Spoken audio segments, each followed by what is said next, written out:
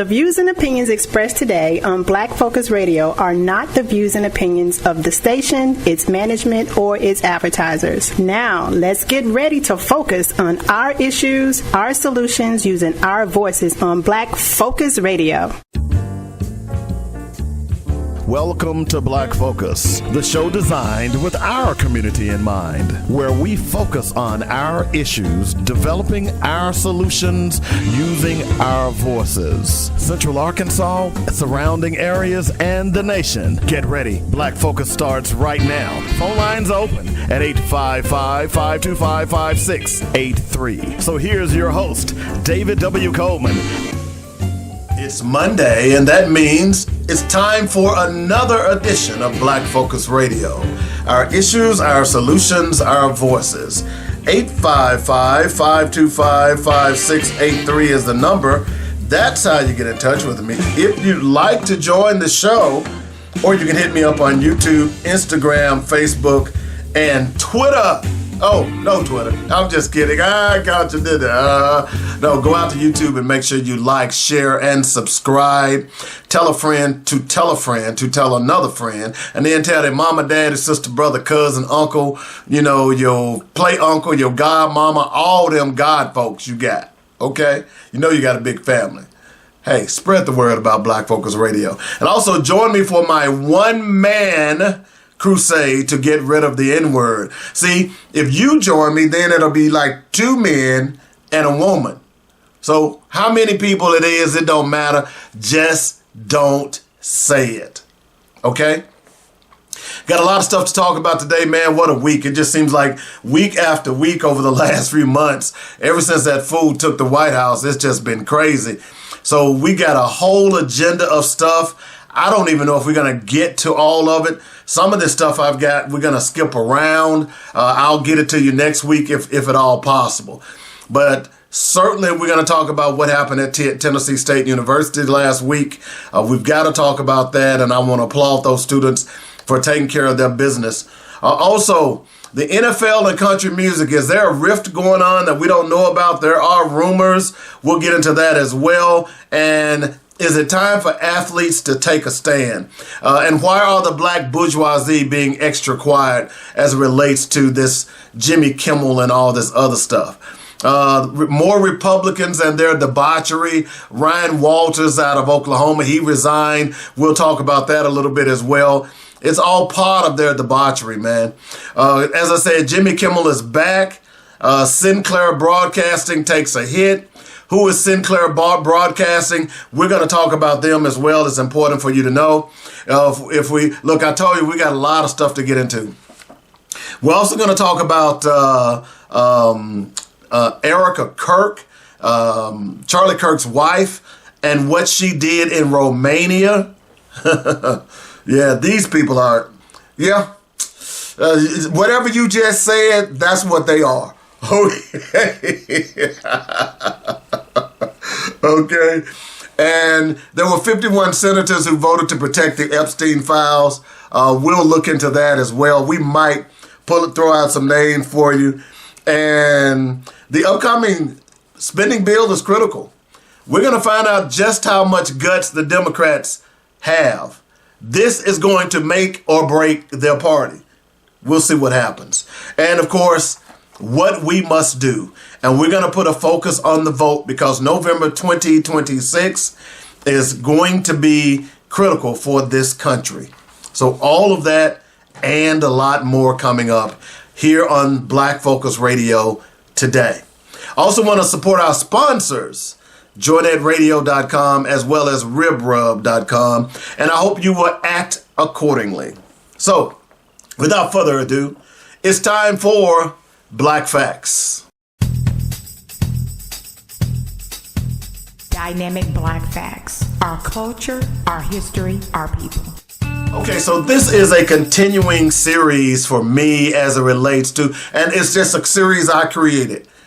And it's called Slavery Really Wasn't That Bad. And neither was Jim Crow. Yeah.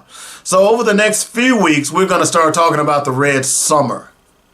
And I want to talk a little bit today about an individual whose family that I had the pleasure of meeting a few years back when they came to Arkansas. And this person's name was John Carter. Okay? He was an African-American man who was murdered in Little Rock, Arkansas on May 4th, 1927. Grabbed by a mob after another black man had been apprehended for the alleged murder of a white girl. Carter was hanged from a telephone pole, shot, dragged through the streets, and then burned in the center of the city's black part of town with materials that a white crowd of perhaps 5,000 people had looted from nearby stores and businesses. Noted as one of the most notorious incidents in racial violence in the state's history. Elaine's pretty bad too. We're going to talk about that next week. The prelude for the lynching of John Carter happened on April 30th, 1927, with the discovery of a young white girl found in the First Presbyterian Church. By the way, the First Presbyterian Church was a white church. Okay. The body was found by the janitor named Dixon, and the next day the police arrested him and his mulatto son, Lonnie Dixon. They were moved to the city jail in Texarkana because the local authorities feared unrest and that a night of crowd of thousands gathered at the city hall hoping to kill the two. On May 1st, people were searching nearby jails in Arkansas to find where the Dixons had been moved to, and the crowds were still assembling outside the state penitentiary, demanding the Dixons on the night of May 2nd. Tensions over the murder remained high over the next few days, and when on May 4th, a black man, John Carter, was accused of assaulting a white woman and her daughter, an armed posse went looking for him. When they found him on the outskirts of Little Rock, they pistol whipped him before they hanged him from a telephone pole and took shots at him with rifles, hitting him more than 200 times. The crowd took Carter's body down in a caravan of cars, drove him into Little Rock, strapped to the front of one car, and thence paraded him through the streets for several hours. Roped to the back of another car, eventually arriving at West 9th, which was the heart of the city's African-American business district. By the way, that was 9th and Broadway. By the way, those of you who are just listening, I'm from Little Rock, Arkansas, and I know 9th and Broadway very well. We'll talk about that a little later. Over the next few hours, a crowd of up to 5,000 whites rioted and looted flammable materials from businesses and mainly pews from the nearby Bethel AME Episcopal Church, which they set the mangled body on fire.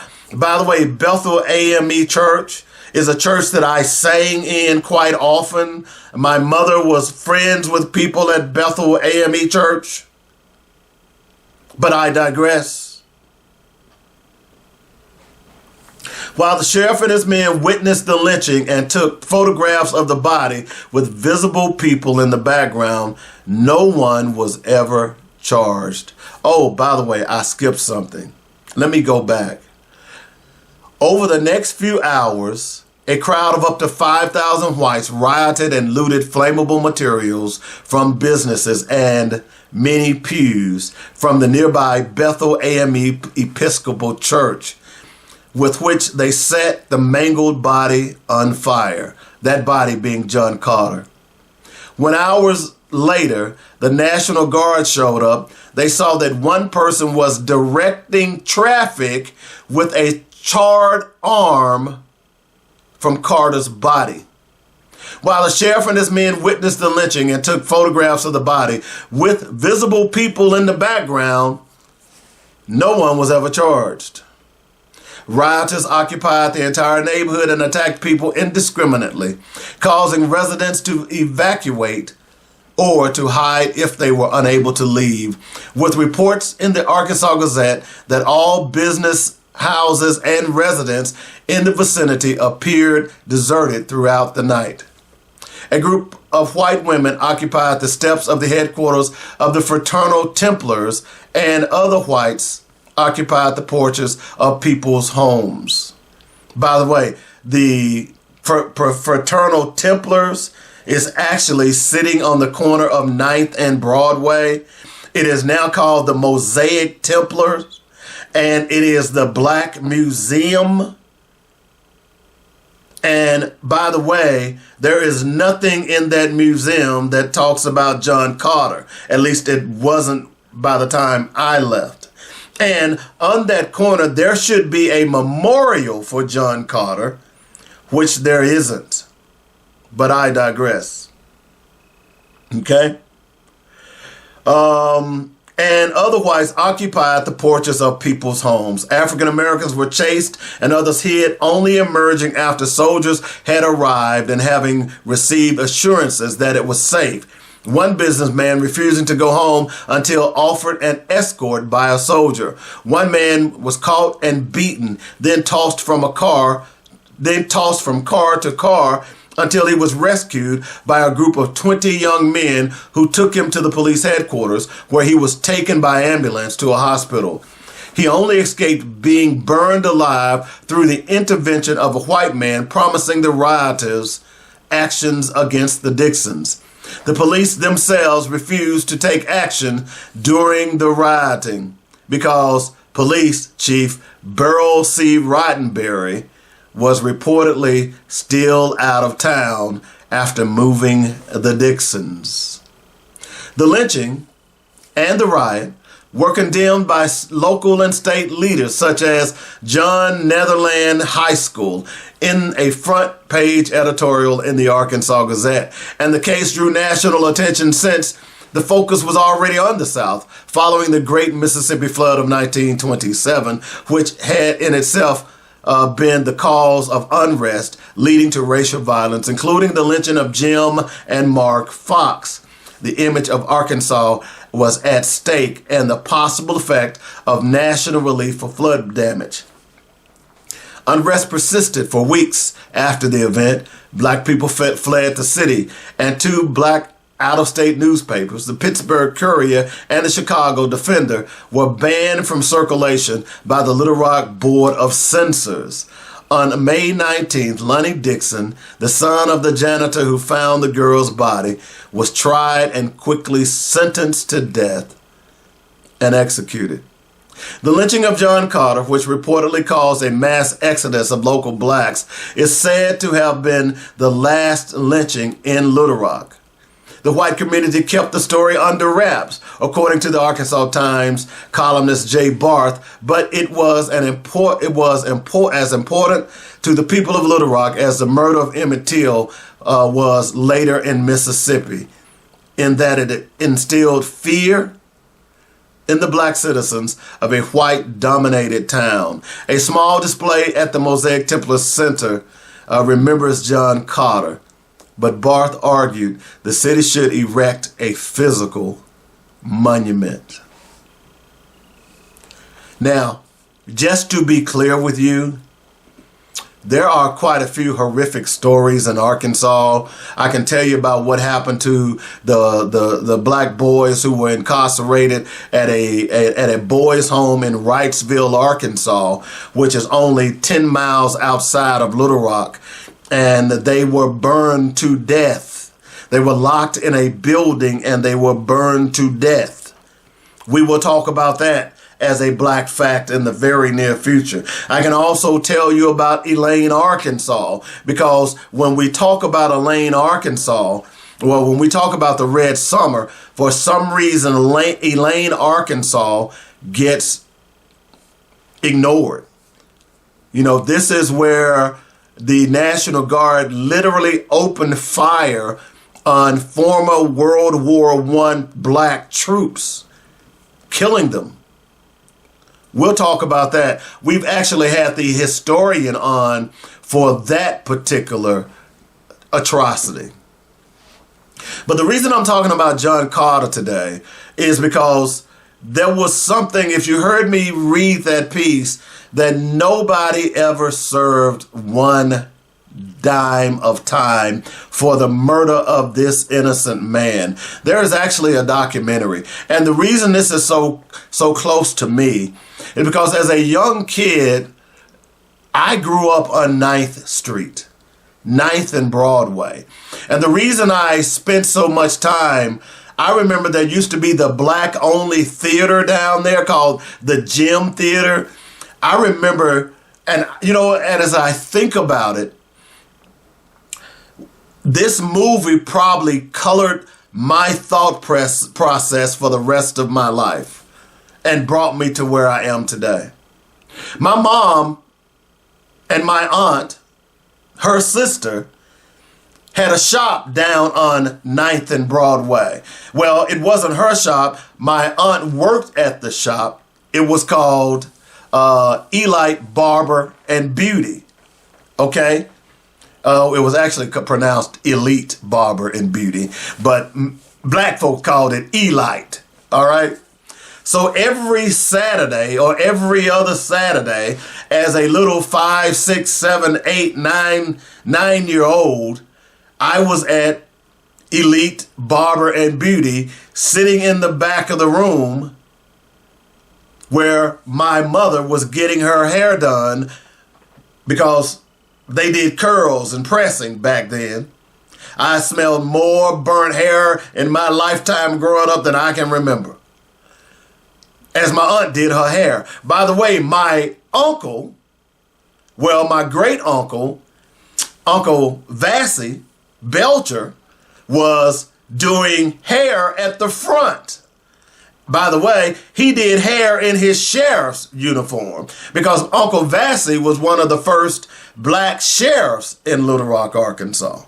And he had a booming voice like this. That's how he talked. And you could hear him all over the barbershop. He didn't whisper.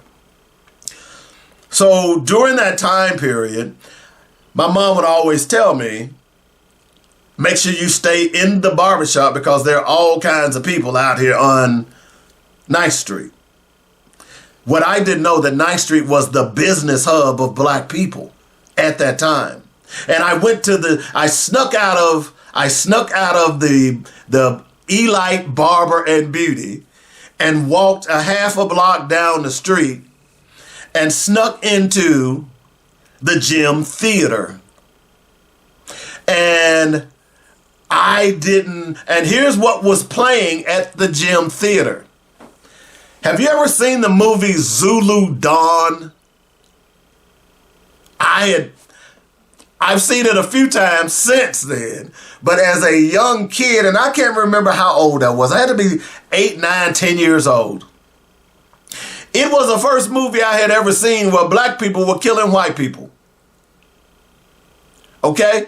And what I mean by that is that the colonists had moved into Africa and the Zulus was trying to defend their land. And they had made this movie about how bad it was that the Zulus was killing these poor white folks. When in fact, the Zulus were hip to what was going on. By the way, see Shaka Zulu, by the way. Okay? So in seeing that movie, it made me... I was different after seeing that movie. I know I was. Okay? So when I tell people this black consciousness was born in me, Zulu Dawn, seeing that movie, awakened it. And the rest is history. Because I got thrown out of my elementary school where I got sent out of class. And my mama had to come to school to get me back in because I threw a history book out the window. Because there were no black people there in the book. No, it was my literature book. I think I was like in the 2nd or 3rd grade at the time, somewhere in there. So I wanted to tell you about Emmett Till because there was some interesting points in this. One of them is that many of the black people in that area moved away quickly. Arkansas or Little Rock used to be the gateway to the West, from what they called it back in the day.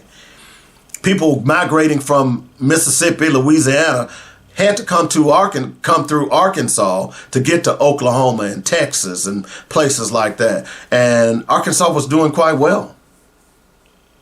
In fact, 9th Street was the only place that the soldiers from Little Rock, from Count Robinson, that was about 20 minutes away, could come in and spend their money. So 9th Street was thriving.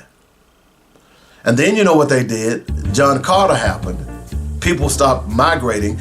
In fact, Little Rock used to be on the Chitlin circuit, where artists would come to Little Rock on a regular basis. And then John Carter happened. I just wanted to throw that out there because that story is the backdrop to what I'm going to talk about next segment, and that's Tennessee State University. We're going to take a break. You're listening to Black Focus Radio. Our issues, our solutions, our voices on joynetradio.com. Hi, I'm David W. Coleman, host of Black Focus Radio and the weekly sports magazine. We here at joynetradio.com would like to thank you for all the love and support you've given us. Our goal is to keep you inspired and informed daily with quality programming from gospel music, news, talk, and sports. Log on to joynetradio.com for the program lineup, and while there, be sure to make a donation. Then download our app and carry us anywhere in the world. Please continue to spread the word about joynetradio.com. And if you are an entrepreneur or have an upcoming event or you'd like to start a show, let the professional writers and producers here at joynetradio.com help you get the word out. Call me at 615-554-0568 for more details. In the meantime, stay informed and inspired daily right here on joynetradio.com. David W. Coleman here for Coleman's Dynamic Rib Rub and Rib Nuts. Go to ribrub.com, that's RIBBRUBB.com right now, and stock up on the best dry marinades for baking, grilling, and smoking your favorite meats. 3 great flavors: hot and spicy, original, and scorching. Try them at your next cookout and you will shout, bake it, grill it, shake it, oh yeah! Only one place to get Coleman's Dynamic products. That's ribrub.com. Easy to order, and I'll ship direct to you or to friends and family anywhere in the United States. While on the site, be sure to check out other great items, especially the rib nuts. Who'da thunk it? Peanuts sauteed in a barbecue marinade? That's just crazy good. Get them at ribrub.com right now, along with other great recipes. That's ribrub.com. If you don't like my rib rub or rib nuts, I'll give you money back.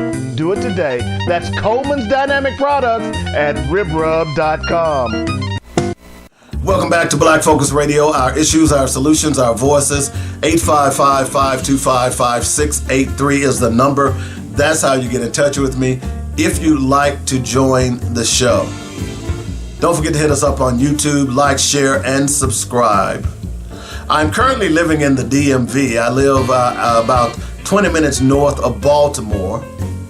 And I love this area because there's so much history that I'm yet to, I know some of it, but I want to actively go out and explore it. And I'll be doing that over the next few months as well. But I thought it was interesting because there are so many things that are going on in this country.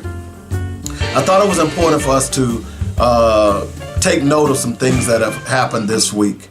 One of those things was white supremacists invaded Tennessee State University.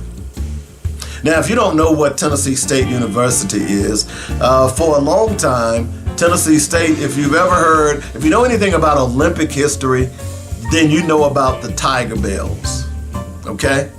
And the Tiger Bells were notorious for dominating the world track and field and won quite a few gold medals for the United States running as the Tiger Bells, okay? It has graduated some great people over the decades, including my daughter, who is a graduate of Tennessee State University. I know quite a few people at Tennessee State University, people who are hardworking, people who love that university, people who have spent a lot of time building and trying to make that university one of the best in the country. Last Thursday, white supremacists invaded the campus. They claimed that they were on the campus to try to elicit debate between black and white. But to be totally honest, they were not there for that. They were there to hopefully cause violence. They were there to try and frustrate and upset the black student body in hopes that there would be a violent reaction. My daughter right now is in Colombia, South America, and she even called me and said, Daddy, what do you think about what happened at Tennessee State? And let me tell you what didn't happen. The black students did not respond. The black students were not baited into a fight with those white boys that were on campus. The gig is up. We know what you're doing. They played themselves for fools. Now, here's the question that I ask Governor Bill Lee of Tennessee State, of the state of Tennessee, and the supermajority of the legislature that are dominated by white people, white redneck people. I know some of those people. We've seen instance after instance of their bigotry and racism that has played out over the last couple of years. I know for a fact about their bigotry and racism that played out while I lived 15 years in Memphis and 15 years in Nashville. And I saw how they neglected Memphis, although Memphis was sending quite a few tax dollars to Nashville. Okay? At one point, it was sending more dollars to Nashville than Nashville, the capital city itself. I know how the state legislature has abdicated its responsibility for Tennessee State because it owes Tennessee State billions of dollars that it should have been giving Tennessee State as a land grant college and neglected, and Tennessee State has sued the state legislature. I know for a fact that the state legislature is trying to defund Tennessee State so that they will not be obligated to pay that money that is owed to Tennessee State. Just like there are other colleges, like in Arkansas, the University of Arkansas Pine Bluff, at that time was called Arkansas A&M&N. There are multiple land grant colleges around this country that is owed money from the state legislators dominated by white men who have abdicated and basically discriminated based on funding to these universities. So, where was Governor Bill Lee last Thursday when these white boys basically attacked this campus? Where was Governor Bill Lee and the state legislators when Tennessee State made the clarion call that there is a problem on our campus? In fact, I don't think there has been one statement from the governor as it relates to this incendiary act that could have caused major problems. What if those students would have reacted?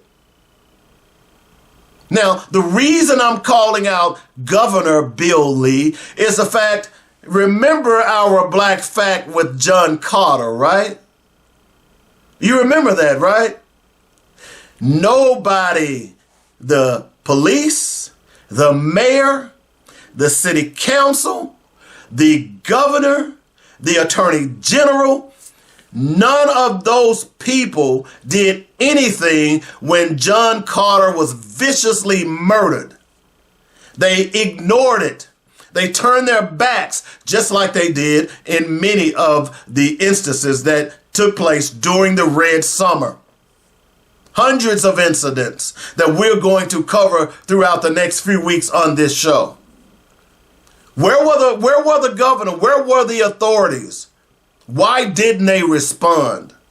Why weren't those men arrested for number one, trespassing, number two, attempting to incite a riot, because what would have happened? See, what I loved about Tennessee State students is they basically ignored them. They basically ignored them. They said, hey, we're not going to let you bait us. We know what you want. But here's the amazing thing about all of this. Why are white people mad at black people because another white boy shot and killed Charlie Kirk? That's the question that is going around on black social media.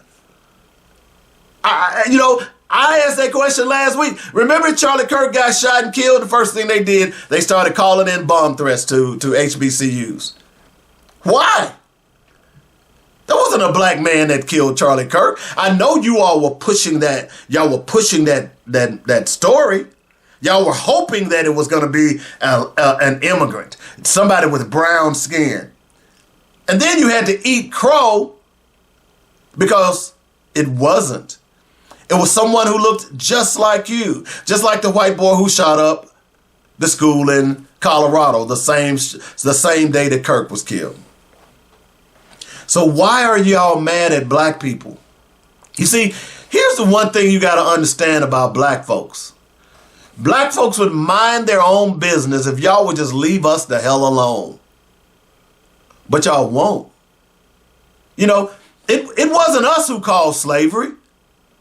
I've said all along that, hey, if you want to get rid of bigotry and racism, white people have got to do it. Black people can't do it. We didn't create bigotry and racism. White people created bigotry and racism. You really want to get rid of it? Stop. It's just that simple. What kind of people are you who refuse to even acknowledge that you are wrong? What kind of Christians are you? That's confusing to me. So, Governor Bill Lee, where are you? What happened? What statement did you make about how offended you were that someone would invade a public institution of higher learning to try to create a riot? Did you condone it? I'm curious. I'm curious because those students over at Tennessee State outsmarted y'all. Those students at Tennessee State decided that, nope, we're not going to deal with that. We're not going to let you bait us. And they didn't. Now, quickly, by the way, that number that I told you about that is owed to Tennessee State, they've been underfunded for years, and the number right now, they owe Tennessee State $2.1 billion. Now, I've been on that campus. The campus is beautiful, but where are they? Where is that money? Where is that money? Now, I want to read this response from a Tennessee State alum to Governor Bill Lee. It says, Governor Lee, lawmakers and senators, your silence speaks volumes.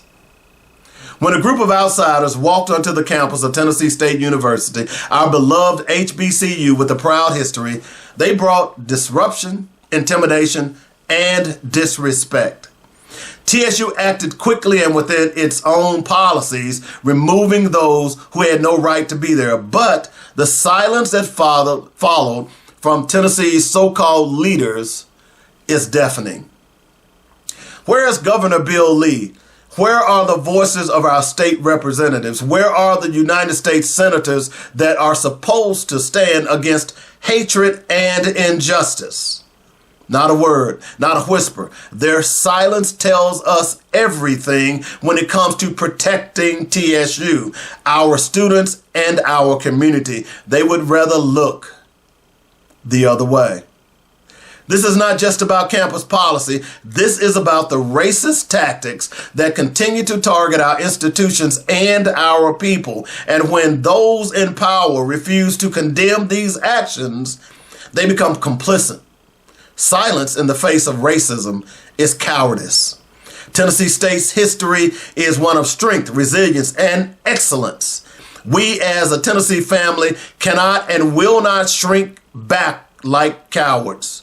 We have endured too much, sacrificed too much, and accomplished too much to let our university be treated as if it is unworthy of respect.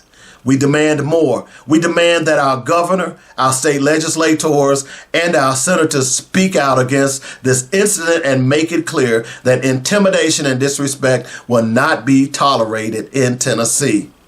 Anything less is betrayal, not only to Tennessee State University, but every student, alum, and community member who believes in fairness, dignity, and justice. Our voices will not be silenced, our pride will not be diminished, and our struggle will not be ignored. Some traditions are forever. Tennessee State is forever. That is aptly put. Because where are they? Where were they? Where are those voices? You would tend to believe. Now, let me ask you a question. Because I know Tennessee quite well, because I lived in that state for 30 years. And I covered both news and sports. Had that happened at UT, had, let's say, a group of black radicals walked on the Tennessee State campus, started using racial invectives, what would have happened? Would Bill Lee have responded? Would the state legislature respond? Would they have responded? You know the answer to that, right? This is what concerns me about all of this is racism is right here in our faces, and they are practicing it out loud. And we don't seem to be paying attention. These are our tax dollars. You know, like I said, my daughter, I'm a Tennessee State alumni parent. And I did play-by-play for Tennessee State University. I know a lot of people from Tennessee State University. It's a wonderful university. And the governor to allow that to happen was an abomination. And I'm thankful that those kids held their peace and didn't beat the hell out of those white boys who were trying to foment violence. Because it's pretty clear what the deal is. It is white people who, that's why I did the John Carter story. This is part of their history, is violence. The Red Summer is part of their history, is violence. You know, the underlying theme of that was 9th Street that we didn't talk about. 9th Street was the Tulsa of Little Rock.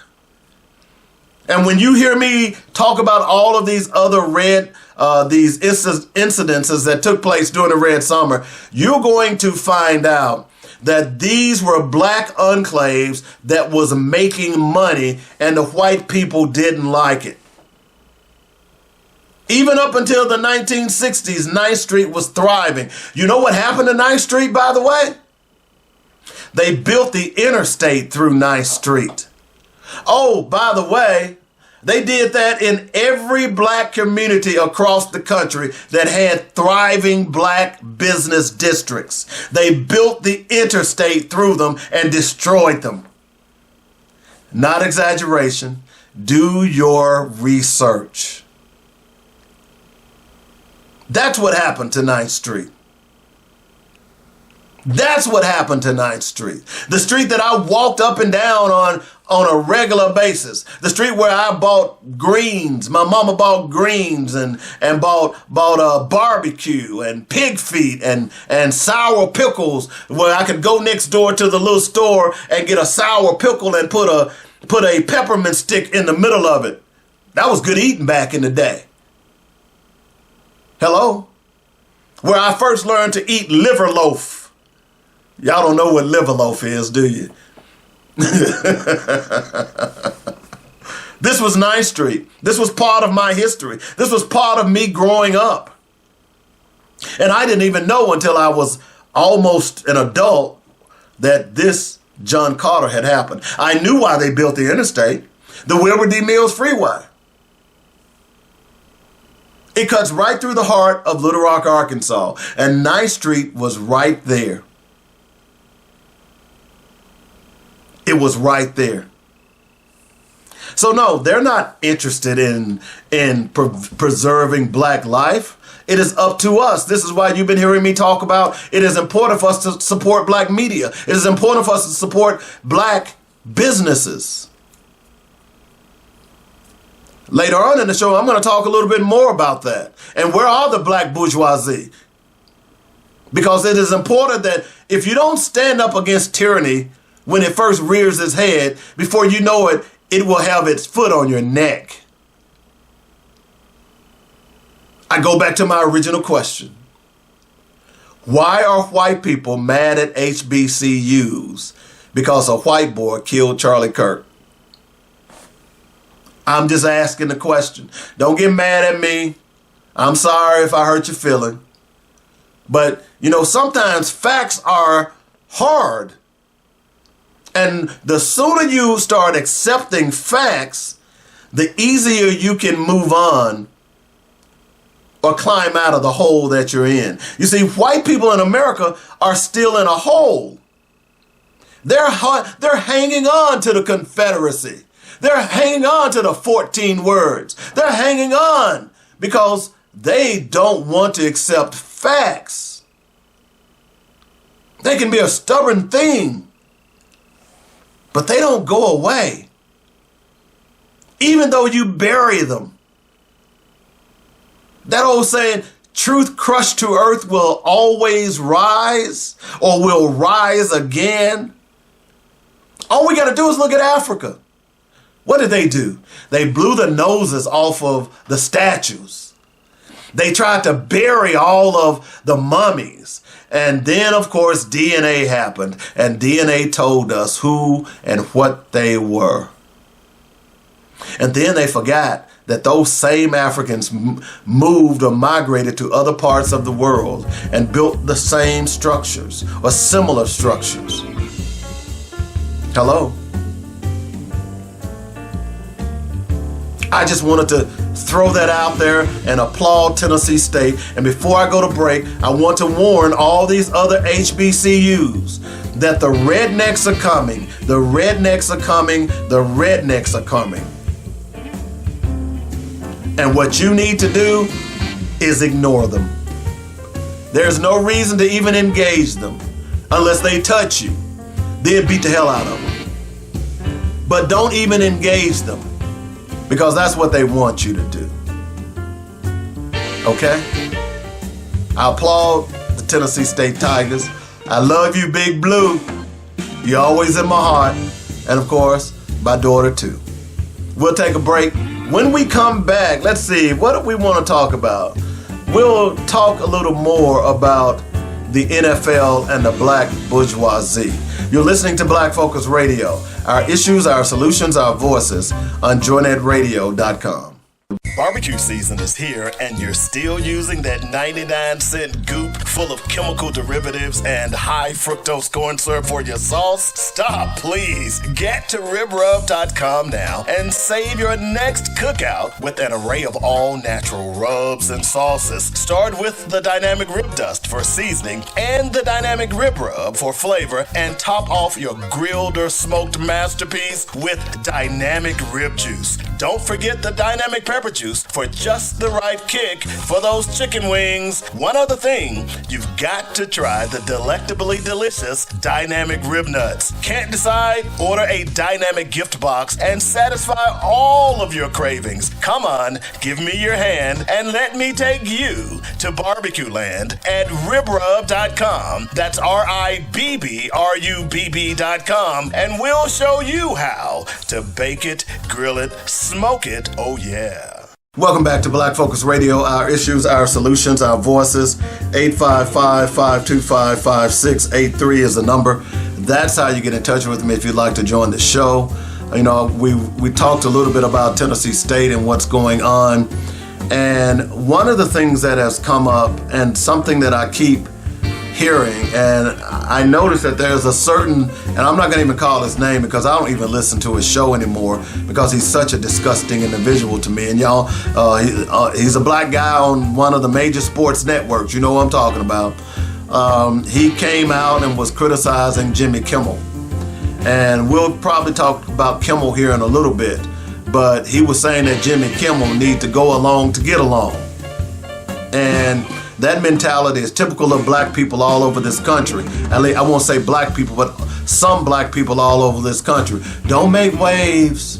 Don't say anything bad because, you know, that could hurt you, and what good is that gonna do? That's that same mentality. You know, there's an old saying that you never argue with someone Harriet Tubman would have shot or would have left behind. Those are the same. That's the Stevens. You know Steven from Django, right? Steven was all about massa. Though there are still people today who are tap dancing for massa. And I know what that person is doing. He got this new multi-million-dollar contract, and he think he is the God's gift to black people. Okay? But I think my biggest question is this. Late last week, I saw a piece and I went out to try to verify it. But from what I'm understanding, and I'll keep you updated on this, is that the NFL wanted for the 26th season, the Super Bowl, they want to make it all country music. Okay? And they started going after some of the country music musicians. And according to the report, now again, I haven't verified this and I'm still looking for verification. But I'm going to tell you why I'm bringing, because typically unless I verify it, I don't even talk about it. But I'm going to tell you why I'm bringing this up here in just a moment. So according to reports that people like Dolly Parton, and there were some others who turned the NFL down for doing the halftime show. And the question is why? Now, some suggested that many people, or there were some who didn't want country music to be the feature because the Super Bowl is an international audience, and they felt like it would not appeal to an international audience. That's what some say. There are others who suggested that the reason that some of these prominent country music acts turned the NFL down is because they wanted to have a Charlie Kirk memorial inside of halftime. And they wanted the country music people to do it. Now, again, this is rumor. This is not something that I verified. But the reason I'm bringing it up, because I would not be surprised if the NFL did that. And here's why. 2 weeks ago, did the NFL, at least some of the teams, have a moment of silence for Charlie Kirk? Didn't they do that? So when I read the story, it fits in line what the NFL is all about. Did y'all know that the NFL is a non-profit organization, by the way? How the hell is the NFL a non-profit organization? Inquiring minds want to know, right? So the reason I'm bringing this up is that many of the people decided that they were not going to perform and be subject to a political statement at the NFL. And if it's true, I applaud those country music people. I certainly applaud Dolly Parton. Dolly Parton has been front and center as it relates to literacy, and particularly black literacy and black people. So I applaud her for doing that. So I just wanted to throw that out there because I find it interesting that there are white people who are willing to stand in the gap, but there are black bourgeoisies who are not.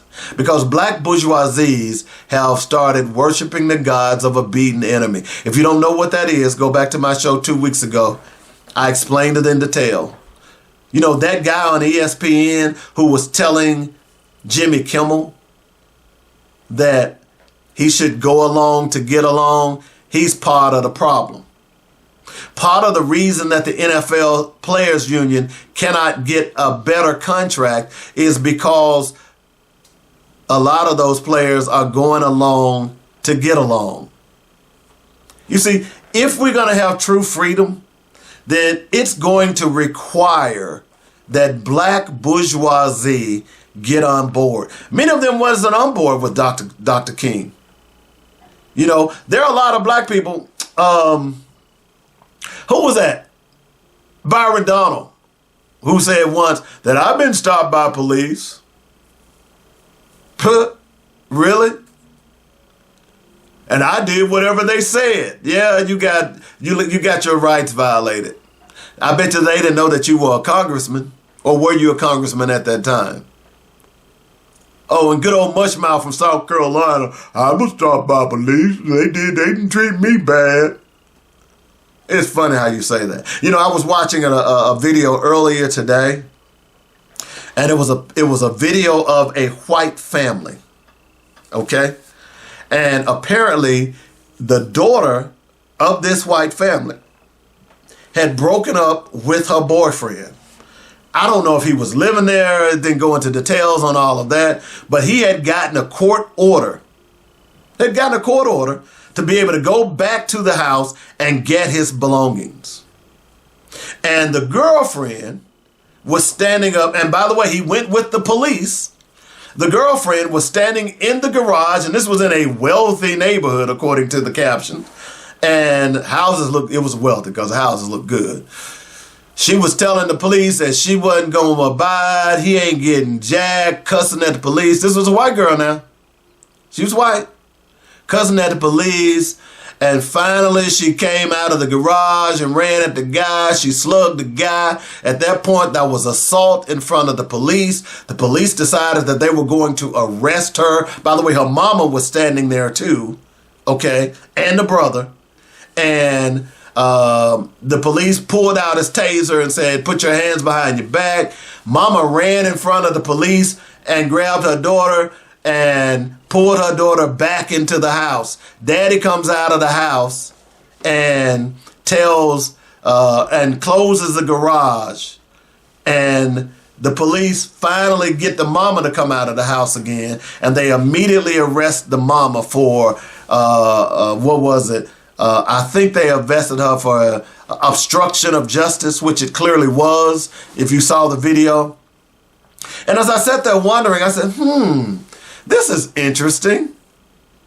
If you hadn't figured out why it's interesting, I'm going to tell you in a moment. Then the daughter was going to be arrested for assault. The mother was going to be arrested for obstructing justice. And so was the daddy. In fact, 3 of the 4 people in that family went to jail that day. Notice I just said 3 of the 4 people went to jail that day. By the way, I skipped one part where the daughter slapped the police officer and hit him so hard, knocked his radio off his collar. Okay? Did you hear what I just said? She assaulted her boyfriend and then she assaulted the police officer. And when he pulled out the taser to tell her to put her hands behind the back, mama ran in between them, grabbed her daughter, pulled her into the house. Now, what's my point? And by the way, I posted on that video as well. Ain't nothing like white privilege. Because had that person or persons been black, somebody would be dead. Certainly they would have been tasered. Certainly. So I say all that to say this, is that the black bourgeoisie out there who think that they got it made because they're making a lot of money, bro, you're not paying attention. They don't give a damn about you. And you will be relegated to the doldrums just like many of us are, simply because of the color of your skin. And you will not be able to do anything about it. It is time for the black people. It's kind of like politicians. It's kind of like politicians. All skin folks ain't kin folks. If you're not doing what we need you to do as politicians, then you don't need to be in office. And if you, just because here's what really annoys me about this. When these rappers made all their money, I remember buying CDs out of the trunks of cars in Little Rock, in Dallas, in Los Angeles, in Memphis, in Nashville. I remember, brother, I'd go to a Walmart or a Walgreens or whatever the case may be. Brother out there with a, hey man, I'm an aspiring artist. I'm trying to sell my CD. Oh, well, man, I don't really listen to rap. Well, I mean, would you mind making a donation? Every now and then I would make a donation. But a lot of people bought those CDs. And then these people started making all of this money. And I say these people, I mean black people, black artists, black movie stars. They started making all of this money and they decided to turn their backs on the black community. You remember New Jack City? Remember when they went back to the projects and they, on Sundays, on Thanksgiving, they were giving out turkeys? Remember Nino Brown?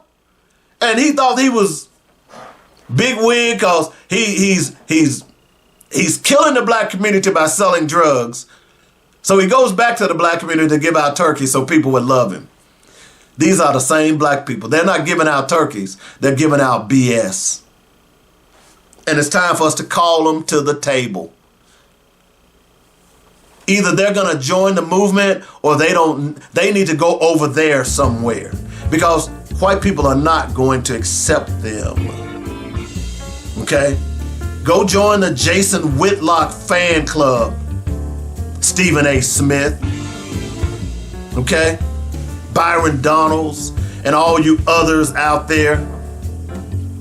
Because we're tired of this. You should be paying attention.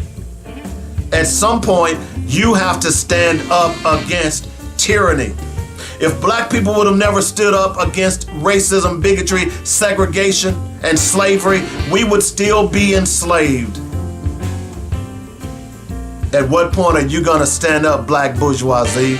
At what point are you going to say, hey, at the end of the day, we are all in the same boat when it comes to colorism in this country. Nothing's going to change. And on that note, we'll take the top of the hour break. We'll be back in a moment. You're listening to Black Focus Radio. Our issues, our solutions, our voices on joynetradio.com. Barbecue season is here and you're still using that 99-cent goop full of chemical derivatives and high fructose corn syrup for your sauce? Stop, please. Get to ribrub.com now and save your next cookout with an array of all natural rubs and sauces. Start with the Dynamic Rib Dust for seasoning and the Dynamic Rib Rub for flavor, and top off your grilled or smoked masterpiece with Dynamic Rib Juice. Don't forget the Dynamic Pepper Juice for just the right kick for those chicken wings. One other thing, you've got to try the delectably delicious Dynamic Rib Nuts. Can't decide? Order a Dynamic gift box and satisfy all of your cravings. Come on, give me your hand and let me take you to barbecue land at ribrub.com. That's RIBBRUBB.com, and we'll show you how to bake it, Hi, I'm grill David it, W. smoke Coleman, it. host of Black Focus Radio and the Weekly Sports Magazine. We here at joynetradio.com would like to thank you for all the love and support you've given us. Our goal is to keep you inspired and informed daily with quality programming from gospel music, news, talk, and sports. Log on to joynetradio.com for the program lineup, and while there, be sure to make a donation. Then download our app and carry us anywhere in the world. Please continue to spread the word about joynetradio.com blackfocusradio.com. And if you are an entrepreneur or have an upcoming event or you'd like to start a show, let the professional writers and producers here at joinnetradio.com help you get the word out. Call me at 615-554-0568 for more details. In the meantime, stay informed and inspired daily right here on joinnetradio.com. The views and opinions expressed today on Black Focus Radio are not the views and opinions of the station, its management, or its advertisers. Now, let's get ready to focus on our issues, our solutions, using our voices on Black Focus Radio. Welcome to Black Focus, the show designed with our community in mind, where we focus on our issues, developing our solutions, using our voices. Central Arkansas, surrounding areas, and the nation. Get ready. Black Focus starts right now. Phone lines open at 855-525-5683. So here's your host, David W. Coleman. Okay, welcome back to Black Focus Radio, our issues, our solutions, our voices. It's the second hour of the show. Don't forget to like, share, and subscribe on YouTube. Tell a friend, make sure you like, share, and subscribe on Facebook. Wherever you can do that, IG, it don't matter. Wherever you can do it, okay? The show today is sponsored by ribrub.com, RIBBRUBB.com. Come on now, let me take your hand and lead you to barbecue land. You know, we like to say bake it, grill it, smoke it. Oh yeah, and of course, Joinnet Radio. And again, before I go on, let me give me a salute to JC Love and the great job that they're doing down there in Little Rock, Arkansas. They've been trying to pull me off the air. I mean, them folks. They've been trying to blackmail JC by saying, hey, if you pull that David Coleman guy off the air, we'll buy some advertising. Boy, they some insidious dogs, aren't they? But JC said, nope. He brings a valuable commodity to our community. And I'm standing by my brother. And I'm standing by JC. So go down there and support JC, okay? Send him some advertising. Also, don't forget to join me for my one-man crusade to get rid of the N-word. You know, our movement to success begins with stop applying negativity to ourselves and our community. The first step in doing so is how you refer to yourself. Okay? And if you refer to yourself as the N-word, guess what? That's what you really are subconsciously. So, if you want to be a doctor, you do doctor things. If you want to be an engineer, you do engineer things. If you want to be a successful black person, you do successful black things. And one of the things you don't do is refer to yourself or your brother or your sister with the N-word. Okay? Just don't say it. Okay. Coming up this hour, we're going to talk a little bit about Jimmy Kimmel. We've mentioned him a couple of times. We want to talk about Erica Kirk. We're also going to talk about the strangeness, the senators that voted for Epstein, and this Epstein thing just continues to grow and grow and grow, okay? But before I do that, I want to read something that speaks volumes to where we are as it relates to the White House, okay? Because it's important that we understand how people and the world feels about us as America.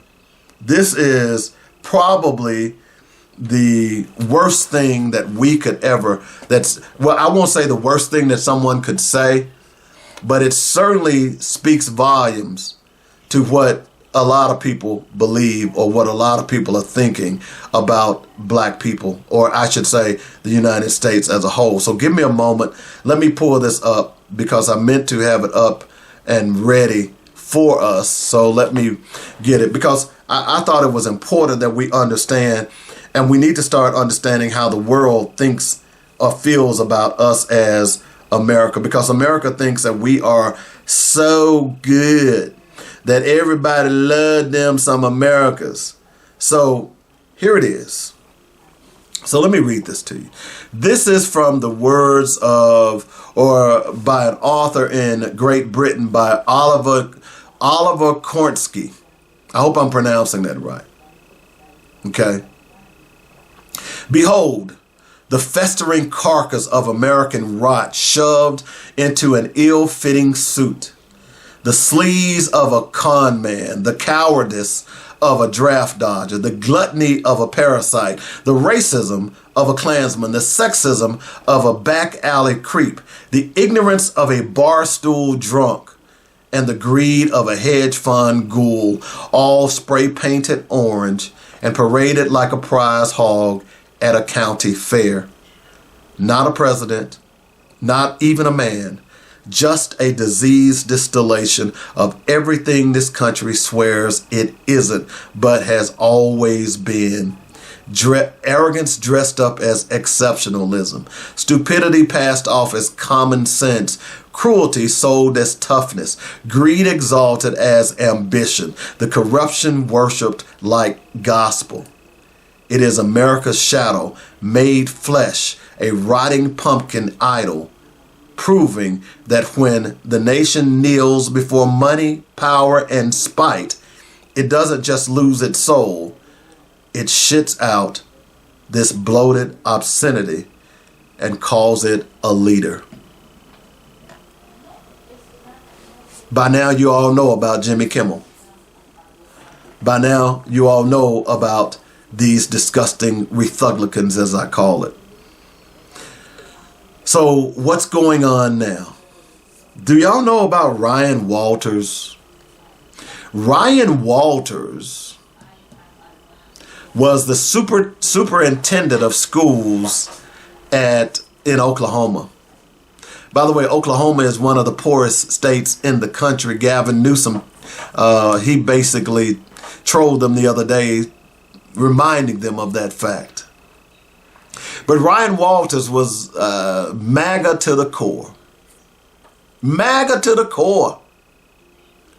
And he was so MAGA that he was trying to use state money to buy Bibles to put in all of the schools in Oklahoma and make kids pray. This was Ryan Walters. Okay? He was this holier than thou Rethuglicans. MAGA Rethuglicans. Okay? And come to find out that Ryan Walters had a predilection. And that predilection has forced him to resign as late as last week. That predilection was porn. Now, let me be honest with you. Porn is a thriving industry. It always has been. And it's one of those things where you need to keep it to yourself. Okay? It's one of those things that, and depending on what type of porn you watch, could get you thrown in jail. But good old Ryan Walters, because he thought that he was better than everybody else, good old Ryan decided that, hey, I'm going to watch porn on my computer at the office. And apparently there was quite a bit of porn that good old Ryan Walters, good old holier than thou Ryan Walters, the man who was going to buy, those Bibles. It seems peculiar to me that these people who purport to be Christians are some of the most low-down, dirty, nasty people that you could ever see. And I know what you're going to say. Well, everybody's not perfect when they come to Jesus. But no, see, those people that hung John Carter, I bet a lot of them said they were Christians. Those people who committed all those atrocities during the Red Summer and during segregation, I bet a lot of them were Christians. We know that the Southern Baptist Convention claims that they're Christians, and we know how racist they are. We know about the Sons of Liberty. Hello? I'm just saying, good old Ryan Walters, he is no longer the superintendent of Oklahoma schools. But see, he's just the epitome. He's the epitome of what's wrong with the Rethuglican party. These guys are thugs, man. That's what they are. They're thugs. And what we're seeing now, more so than anything else, as it relates to this Epstein situation, is we know now that there are some very prominent people that were in those files. We know about Prince Andrew already, but the Epstein estate has released new information, and it talks about secret meetings with Elon Musk, Peter Thiel. You know, Peter Thiel is the man who is, guess what, backing J.D. Vance, Steve Bannon, and Prince Andrew. That's just a few. So what's going on here? I'm just curious. What's going on here? The bottom line is this. Is the Republican Party, the Rethuglicans Party, I should say, are nothing but a bunch of hypocrites and thugs and racists and bigots. That's what's going on. Their debauchery continues. It continues. You know, they've been trying to vote for the release of the Epstein files, right? If you say you want transparency, then why are you gumming up the works to get these files released? Okay? Why are y'all doing that? Well, just recently we just found out that in Arizona they had an election last week. Did y'all know this? They had an election last week, and the Democrats won that election, which means that they've got one more seat. They now have 218 votes that will, guess what? Release the Epstein files. But you know what good old Mike Johnson did, the Speaker of the House did? He refused to swear her in, called a recess, because they don't want these files released. The question is, why do you not want these files released? It is important for us to know. It is important for us to begin to understand what the problem is. It is that important. So I say this again, and I'm going to continue to say this. Quite often, I do a show and I move on to something else, but I've got to start targeting certain messages. And this message to you is right now, every Republican, it doesn't matter what your political, look, I know they're going to get a third regardless. That's the stupid side. Yeah, I called y'all stupid because you cannot be stupid if you continue to vote for things that are against your own interest. So y'all are stupid. All right, I'm not even talking to you all. I'm talking about you all that are more middle of the road, who are independents, that you got to vote against everything Republican. Everything. Because these people are not for you. Later on, I'm going to talk about this spending bill and how if the Democrats don't hold the line, how your health care is going to be slashed, mine included. So all I'm saying to you guys is this, is that you need to stop voting for rich people, and you need to stop voting for people who are not in your best interest, and rich people are not in your best interest. And you tell me, how is it that you cannot be concerned that this man trafficked 100, what they're alleging is over 1,000 women. And I don't care how much Viagra, I don't care how much anything that he takes, he ain't doing all 1,000 women. Okay? Other people were involved. And it's pretty clear now that some of those people were rich people. Some of those people were probably Democrats and probably Republicans. And one of those people, in all likelihood, was the pedophile in chief, Donald J. Trump. Okay?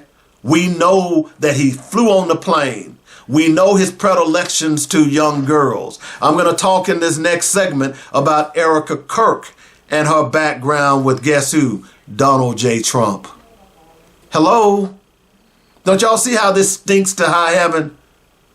The Republican Party is a problem, and now that it has been infiltrated with white supremacists, even more so, this is dangerous to this country. I keep referring to the story, or I should say the show on Donahue back in 1987, where Donahue had Dr. Francis Cress Welsing and a white supremacist on there. And when Dr. Welsing talked about the browning of America back in 1987, that by 2042 to 2050, this nation would be predominantly black. And when Donahue referred that question to the white supremacist that was on stage, the white supremacist clearly and unabashedly said, we would blow it up before we'll let that happen. What is happening? They would rather have Stalinism. They would rather have authoritarianism. They would rather have communism than to allow this country to grow and be the country of all people, not just white people. That's the problem here. That's pure white supremacy. And the fact that these people now are in government is anathema to what the Declaration of Independence and the Constitution is all about. And what you don't understand, white people who are out there who are supporting this, because these people don't care about poor people, period. Guess what? If you're making under $50,000 a year, you poor. I saw a statistic earlier today that you know that there are over 76 million white people that are getting welfare. 76 million. In contrast to that, did you know there's only 16 million black people on welfare? Bet you didn't know that, did you? But what have they been saying? You all don't even realize those 76 million, and I know quite a few of them probably voted for the Rethuglicans Party. You all don't even realize that the new laws, the big, beautiful debacle of a bill that they passed is going to directly affect you. It's going to directly affect all 76 million of you white people. Your food stamps, your aid to, what is it, AFDC? I don't even know if they call it that anymore. It's going to affect your health care. They got y'all snowed, bro. And what I do here on this show is I try to educate you. White people don't want me talking about this stuff. White people don't want me telling you all this stuff. White people don't want us to come together. As many of you all try to pretend like, oh, well, he's on there preaching hate. No, I'm not preaching hate. I'm preaching common sense. And what the problem is that some of you out there who are believing these politicians are just as dumb as they are. They don't want any of this out. And they certainly don't want people to know that, oh, by the way, those banks that was trafficking all that money, those one bank account, $1.1 billion for over 4,700 transactions. Those were some of the same banks who trafficked, or at least had money for slavery, who made money for slavery. You understand what I'm saying here, folks? So what you all have got to start understanding that this Rethuglicans Party, and I'm loving the fact that everybody's preaching, the left is preaching hate. Well, look, instance after instance, we see who preaches hate. We saw that last week at Tennessee State University. Name a black organization that has went on a predominantly white campus and tried to antagonize the students. I'll wait. I'm not going to even give you the whole 30-second theme. We know that there hasn't been one. And we know had that happened, just like I explained about that white family that assaulted the police. And oh, by the way, I didn't tell you that daddy he eventually came down to the police station. Had that been a black person, the police would have stormed that house. You had 3 people who had broken the law. in the eyes of the police. And they allowed daddy to come down to the police station and turn himself in. Hello? You see, this thing here called America, it ain't working for everybody. And there are some people out there who don't want it to work for everybody. There are people out there who simply want it to work for themselves. And those others who is not working for, they want you to be subservient to them. That old Lyndon Johnson quote speaks volumes. You know, teaching a white man or convincing a white man that he is better than the best black man. That quote that we've talked about so much on this show, this is certainly apropos for today. Because there are white people out there, regardless of their socioeconomic background, thinking that they're better than the black people. I'm laughing right now because the farmers all over the country are talking about how they are losing money that their farm. They don't realize that you've been had by corporate America. People like Peter Thiel and the Waltons who want to buy farms and make them corporate farms to run y'all out of business. That's what this is all about. They said, oh, it was because of the immigrants. But no, they're trying to make you lose money because guess what? When you go belly up, those corporations are going to move in. Those hedge funders are going to move in and say, I'll buy your farm. Your farm may be worth $200,000. I'll give you $20,000. Take it or leave it. You got to take it. You're going to get your farm bought pennies on the dollar. And now you want the government to come in and save you.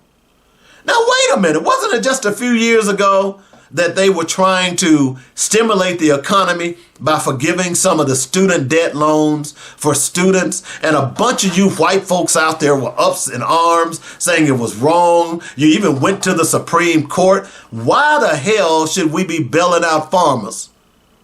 I know there are some black ones too.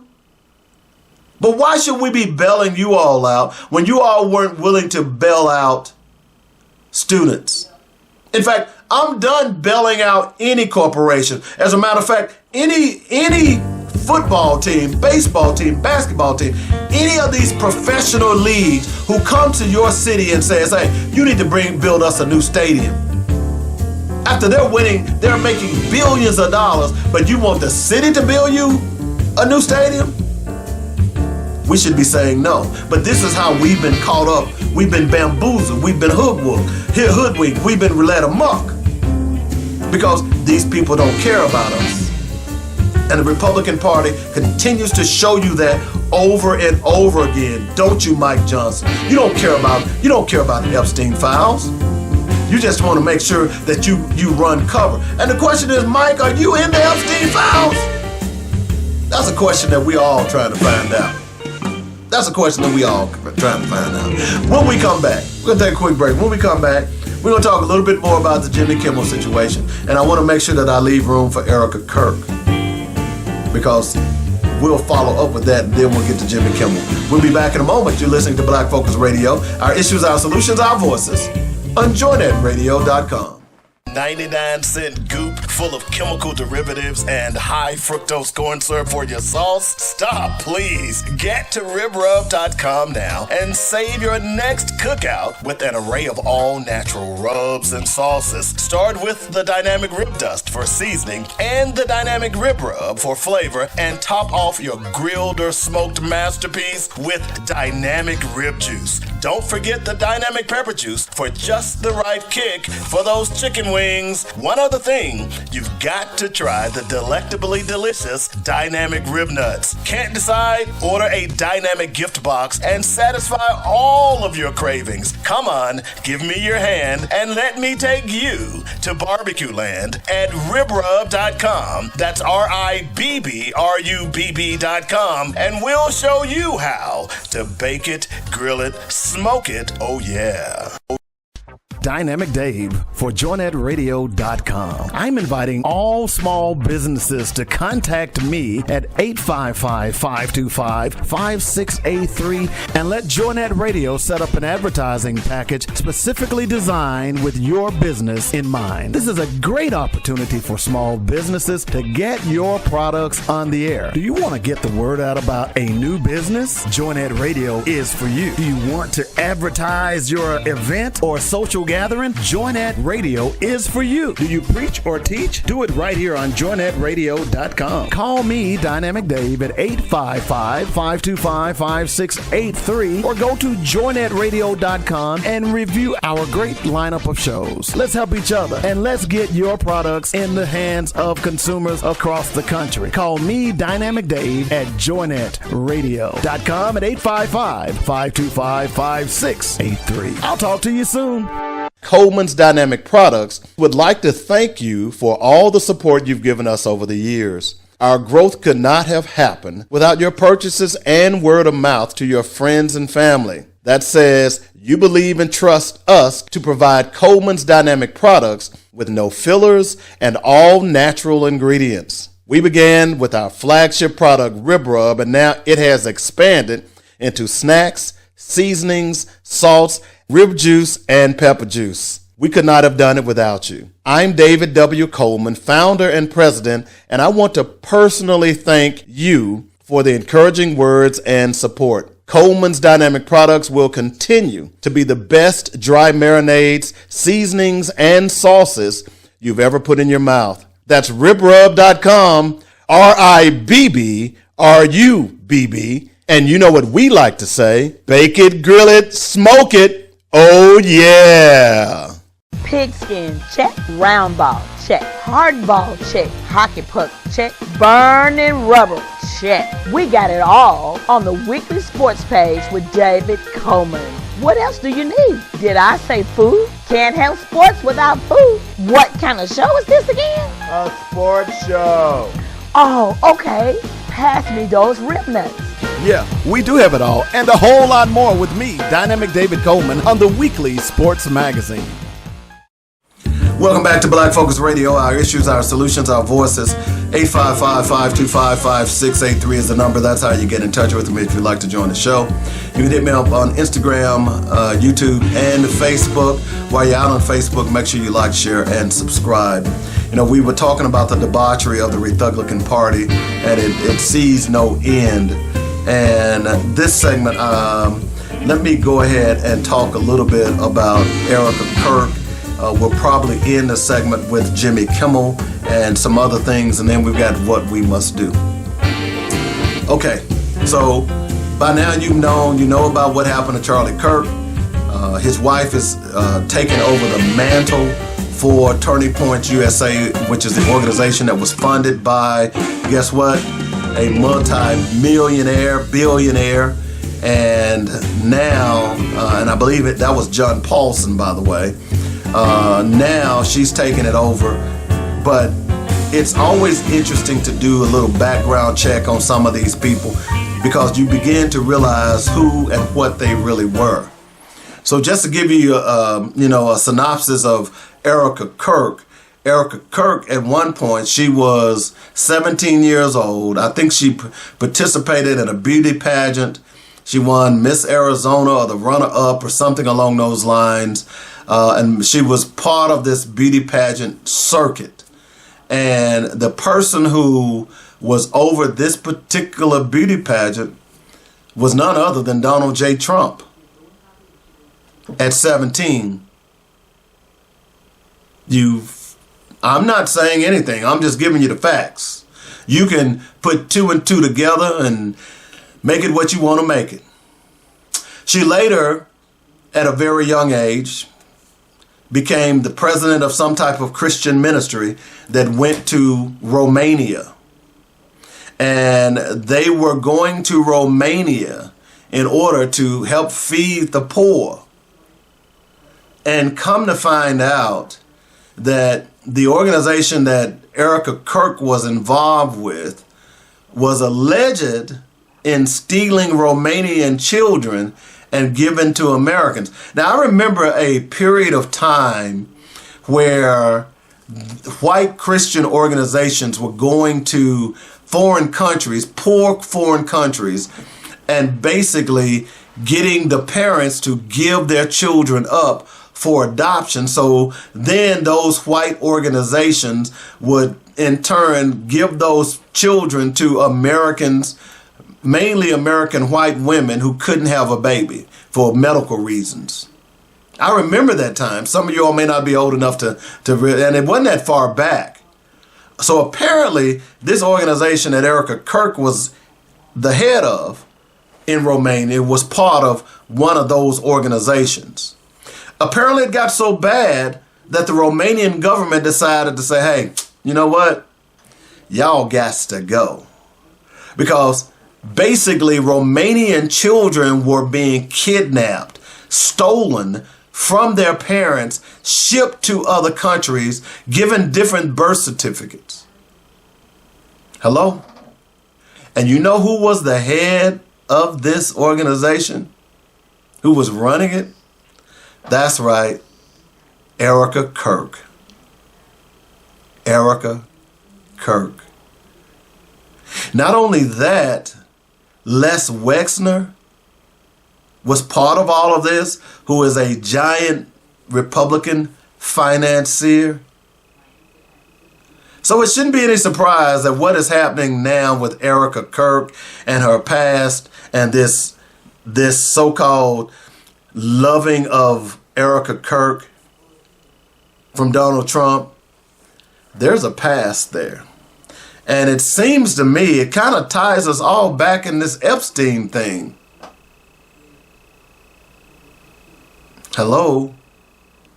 Because you know, Charlie Kirk wasn't assassinated until he started talking about releasing the Epstein files.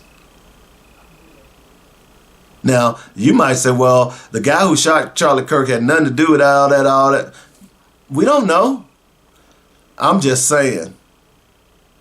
It's awful peculiar that now all of a sudden, well, what I would love to happen, if someone would ask, and say if we had legitimate media today, someone would ask Erica Kirk, since you are taking up the mantle for your ex-husband, your recently deceased husband, do you espouse to some of the things that he was saying?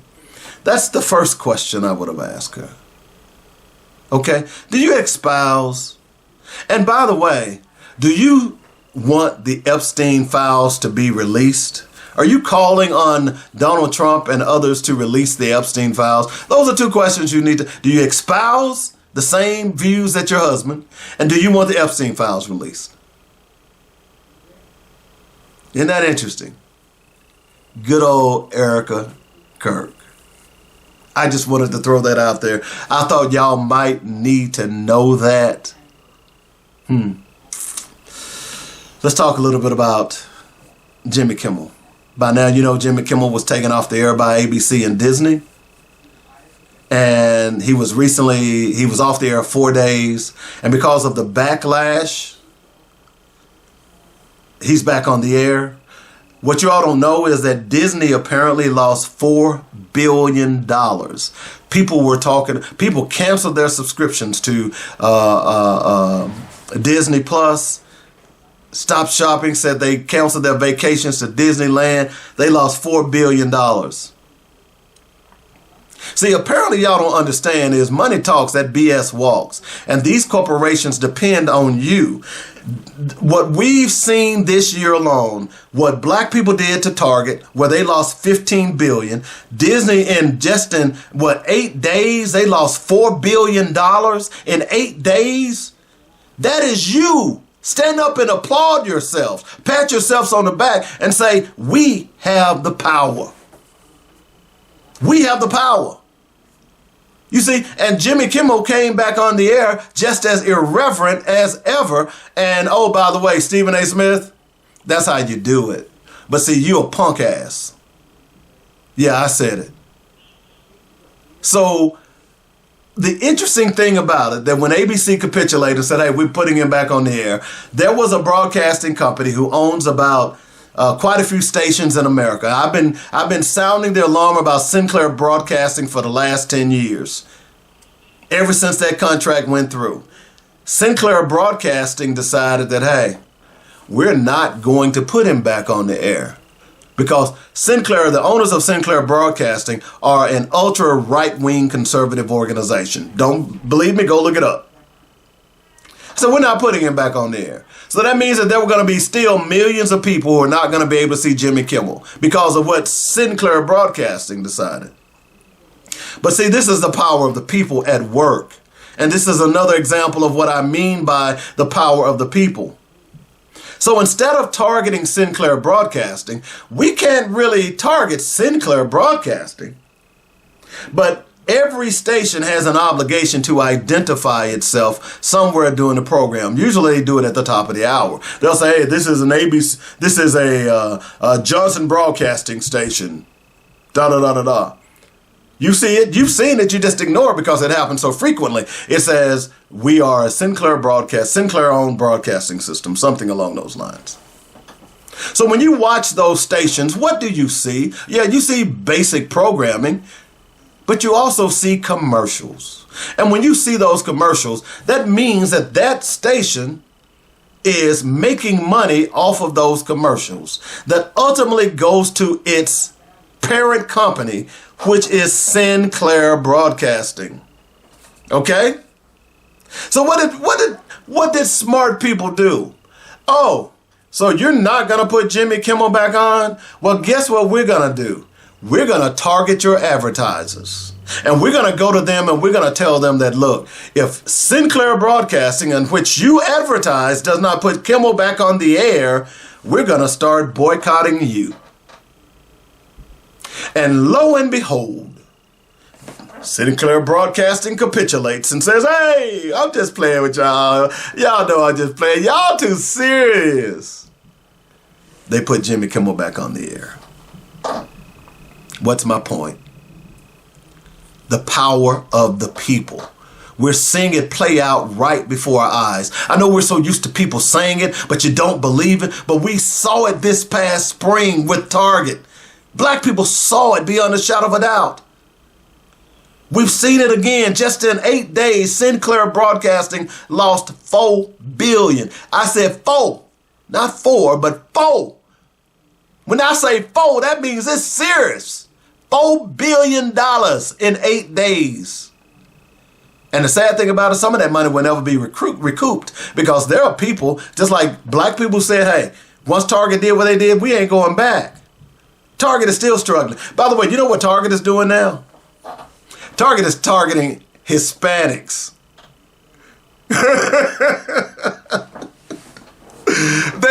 I haven't been in a Target store in quite some time.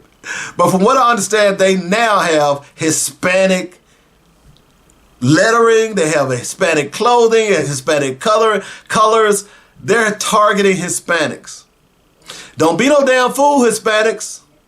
Y'all already done messed up by voting for Trump. Now you're going to go behind our back and undermine us? Yeah, y'all going to need us before they need you. I'm just saying.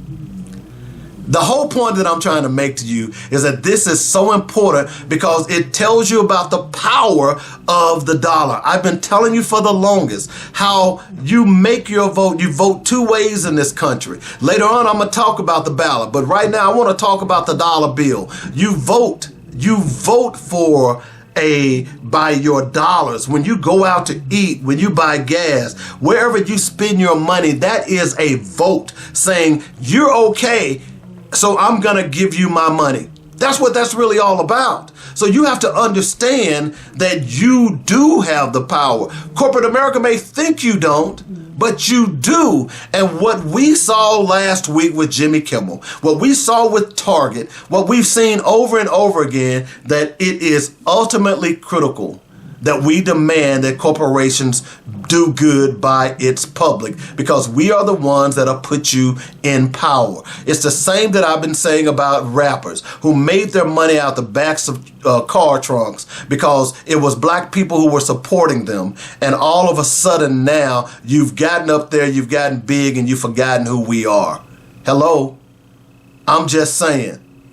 That's what we've got to start doing. We've got to start making sure that these corporations are doing good by us. I'm going to be totally honest with you. I don't think any black people should be supporting the NFL at this point, because look at the money that they're giving to Donald Trump. Look at it. I'm just saying, we need to start paying attention to that. That is important for us to start understanding how we use our dollars. Our dollars are important, and how the people have done this to Disney and Sinclair Broadcasting is so classic. I love it. I enjoyed it. So we'll see how it goes as we move forward. By the way, 51 senators voted to support, or at least block, the release of the Epstein files. Why are they doing this? That's the question that we got to ask. And one other thing in this segment before we go to what we must do. There's an upcoming spending bill. This is going to be an opportunity for the Democrats to show what they are made of. A lot of people who left the Democratic Party has said over the years that the Democrats have no backbone. They don't stand up. They let the Republicans run roughshod over them. So, okay, let's see what happens. For the first time in the history, or at least recent history, the Democrats are in the minority, and the Republicans are trying to push through legislation that is going to ultimately take away all of our health care. And when I say all of our health care, that means me as well. I use part of the affordable health care to pay for health care. And if they have their way, close to 16 to 20 million people are going to lose their health care come October 1st if the Democrats do not do something. So what can the Democrats do? Well, it's pretty simple. They can vote not to support a continuing resolution to fund the government, because you have to have a certain amount of Democrats or a certain amount of the House to get that done. If it's not done, then guess what? You don't get funding, and the government shuts down. And the Republicans are trying to spin it, oh, well, if the Democrats don't fund the nation, then we're going to be in trouble. You're going to hurt a lot of people. Well, you're already hurting a lot of people. And this gives the Democrats an opportunity to finally stand up and say, hey, we are not going to take this anymore. We are going to stand up, and until you remove those onerous amendments in this bill that's going to kill American healthcare for millions and millions of poor black, white, Republicans and Democrats and independents, we're not voting for the CR. And this is a huge stance that the Democrats have got to take. The question is, will they take it? The question is, will they stand up for the American people for the first time? Here is an opportunity for the Democrats for the first time in a long time to say or show that they have some backbone, and they are not going to deal with the BS that is coming out of this Republican Party and Donald J. Trump. You do not vote for this CR. Unless there are huge concessions. Don't come to us 3 weeks, 4 weeks from now and saying, well, you know, and by the way, remember the last time they had an opportunity to shut the government down, they said, well, Donald Trump, this is what he wanted. This is what he wanted. No, that argument today is not going to fly anymore. It's not going to help you. You have an opportunity. You have an opportunity to seize back the momentum from the voting public by making sure that you're standing up for healthcare. And you've got to get out there, and you've got to get up. You got to get on the mountain and say, hey, this is why we're shutting down the government. We've seen what this administration has done. This is our line in the sand right here. And that is the health care of the American public. We've seen over the years now, over the last few months, where these people don't care about vaccinations. They don't care about whether or not you healthy or sick. They don't care. And by the way, we're taking advice from a reformed heroin addict and a pedophile. Neither of them are doctors. So these are the same people who don't want you to be successful. These are the same people who would rather you catch measles, mumps, and rubella. These are the same people who would rather hide the Epstein files. And the Democrats have got to draw a line in the sand and say, we're not doing this anymore. And yes, we're going to take some negative arrows, but at the end of the day, we believe that the American people are going to stand by us and understand what is going on, because those 16 million people that are going to lose their health care are critical. Those people whose premiums, from what I understand, my premium is going to triple than what I'm paying already. Those premiums, those are important. You know, I was listening to some people the other day, and they were paying what, $2,000 a year on health insurance. And if these premiums go into effect, what the Republican Party wants, their premiums for health insurance, and this was an older couple, they will go up to $20,400 a year. They're only paying $22,000 a year now. Their premiums are going to more than triple to get them to $20,000 a year just for health care. These people can't afford it. You can't afford it. And it is time for the Democratic Party to stand up and be counted. You've lost credibility. People don't like you. All right, let's stand up and be men and women as a party and say, hey, we're not doing this. We're not going to sacrifice the American people. Because if you do, you're no different than the Republican Party. You're no different. You can't say you're fighting for the people when you do things to support what the Republican Party is doing. That's why you took so much heat last week when you voted for the commemoration of Charlie Kirk. That's why a lot of those Democrats who didn't, they were applauded. Those of you like Hakeem Jeffries, I was stunned that you did that. You did that? The question is, how much longer or how much more are you gonna take? And this is an opportunity this week, and we'll be talking about this on our next show. This is an opportunity this week for the Republican Party or the Democratic Party to say, enough is enough. We're shutting down the government. And speaking of which, we've got one more segment to go. Let's take a break. When we come back, is what we must do.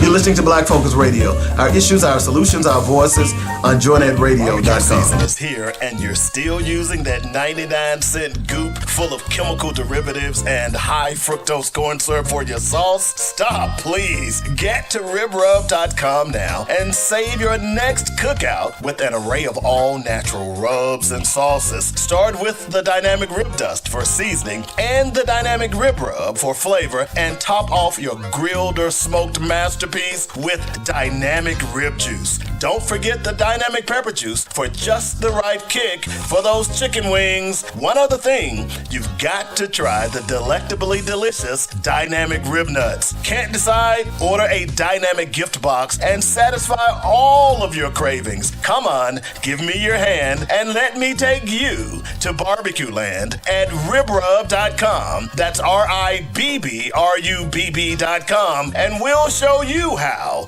to bake it, grill it, smoke it. Oh yeah.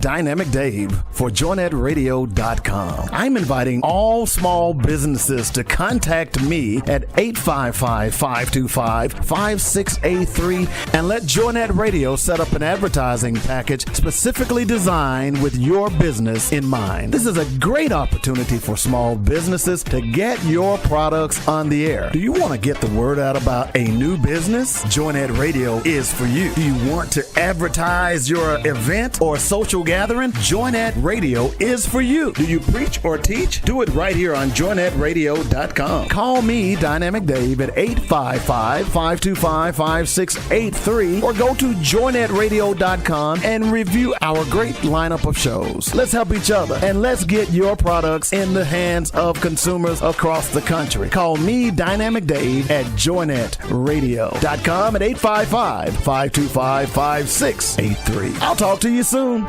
Coleman's Dynamic Products would like to thank you for all the support you've given us over the years. Our growth could not have happened without your purchases and word of mouth to your friends and family. That says you believe and trust us to provide Coleman's Dynamic Products with no fillers and all natural ingredients. We began with our flagship product, Rib Rub, and now it has expanded into snacks, seasonings, salts, rib juice, and pepper juice. We could not have done it without you. I'm David W. Coleman, founder and president, and I want to personally thank you for the encouraging words and support. Coleman's Dynamic Products will continue to be the best dry marinades, seasonings, and sauces you've ever put in your mouth. That's ribrub.com, RIBBRUBB.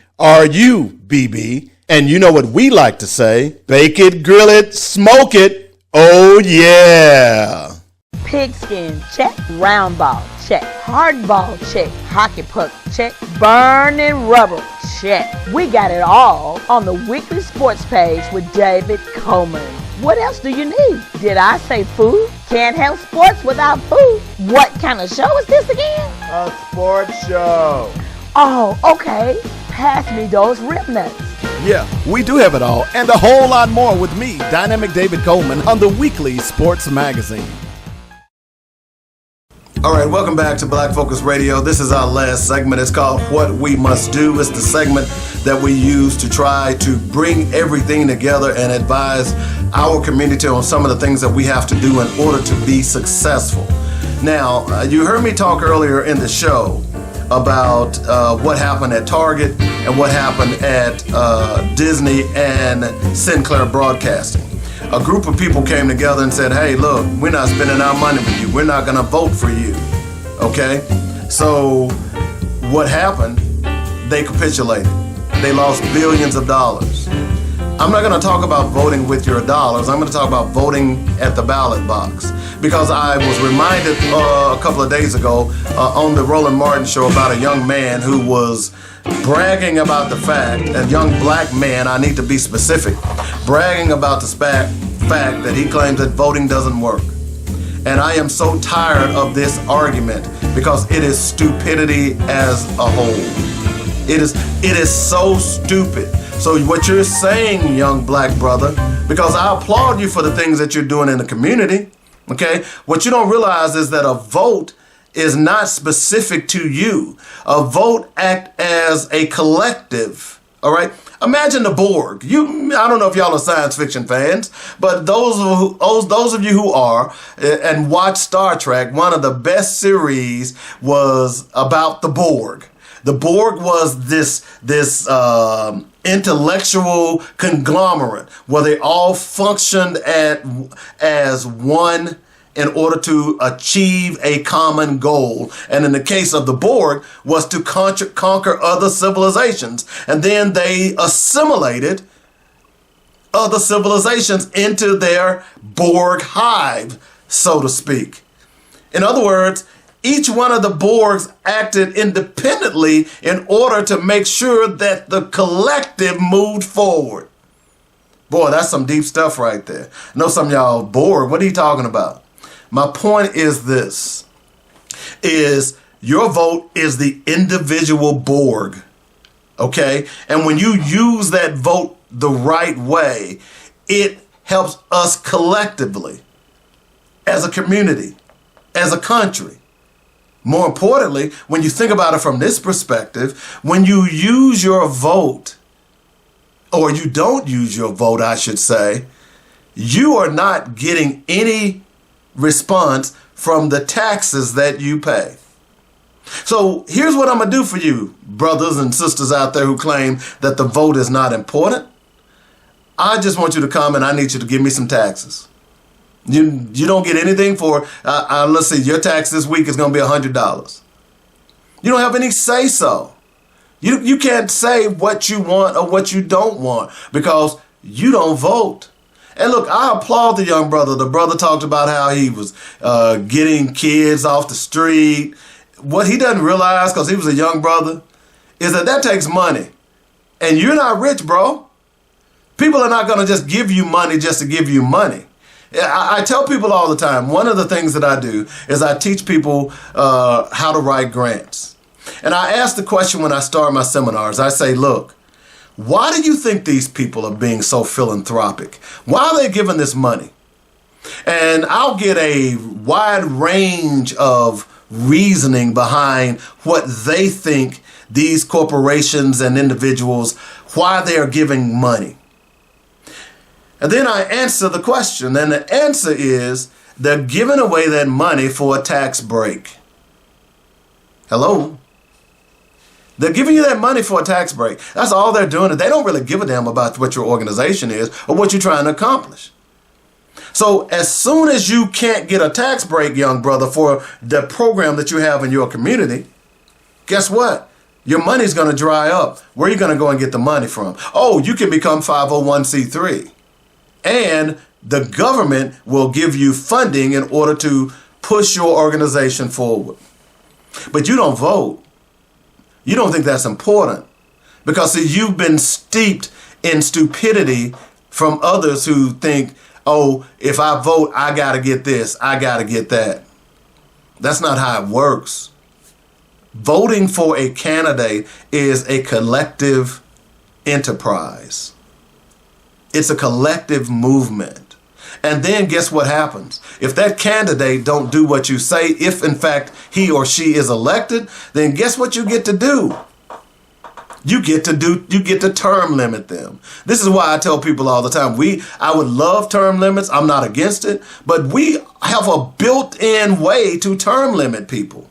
Unfortunately, gerrymandering has hurt that a lot. But if a politician doesn't do what you want them to do, all you got to do is vote them out the next time around. Don't buy that BS. Don't say, oh, well, I knew Mike Johnson. He's from our community and he's a good old guy. No, don't do that. Don't do that. So all you young brothers and sisters out there, and the reason I'm saying this, because you like your lifestyle right now? It's difficult. It's been difficult under this administration. But guess what happens? If this administration is allowed to continue unabated, then we are in for a long 4 years. You know how you can stop that? If you're really mad at the man is in the White House right now. If you're really upset about bigotry and racism, guess what? It's sitting in the White House right now. It's sitting in the Supreme Court right now. It's sitting in the legislature. It's sitting in the Senate. If you're really mad at the man and you want to get back at him, you've had enough, then you know what you really need to do? You need to get your butt registered to vote. And then next November 2nd, 3rd, 4th, or whatever day that is for the midterm elections, you need to get your butt to the polls. And you need to load up your hoopty with your homies and vote against their asses. That's how you do it. That's how you do it. And then guess what? The collective is going to be better. Guess what happened? Is that maybe some of that funding that is going to your organization will go to other organizations. And you all collectively can help keep young people off the street. I'm writing a grant right now with a young man who is doing things to help keep young people off the street. This is what you got to do here. This is why it is important for anyone out there, particularly black. And I'm not going to use the same old argument, even though it's true. Black people died for your right to vote. Guess what? If you couldn't vote, you'd be mad. If you couldn't have gotten on Roland Martin and espoused that BS that you were espousing, you would be mad. You would be dogging Roland on social media. If no one listened to you and helped you, because there are people in that community that are helping you who are voters, you would be mad. But instead, you continue to espouse the stupidity that you don't vote. And you don't think voting has helped black people anyway.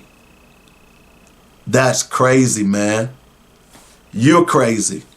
You don't know what the hell you're talking about. And anyone else out there who is saying the same. What we're seeing right before our eyes is the fact that voting matters. Voting has consequences. Okay? We're seeing that right now play out before our very eyes. What is it that you don't understand? What is it that you don't see? What is it that you can't comprehend?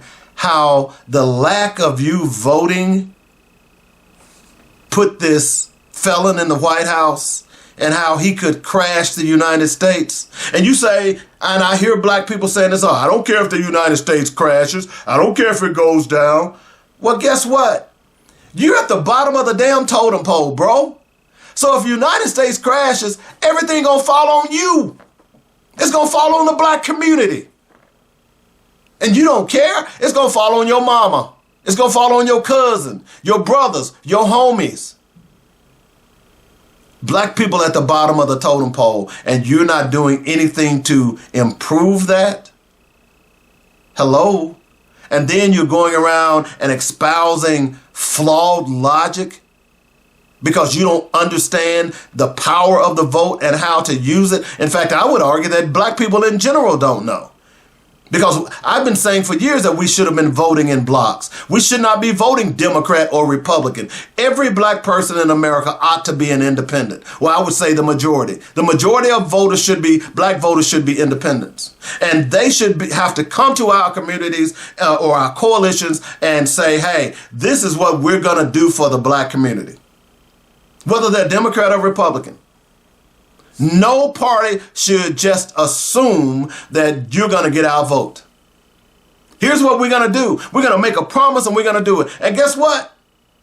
They may come and they'll make those promises because we know politicians lie. And when they lie, guess what? The next election cycle, bing! I remember what you said the last time you were in our community.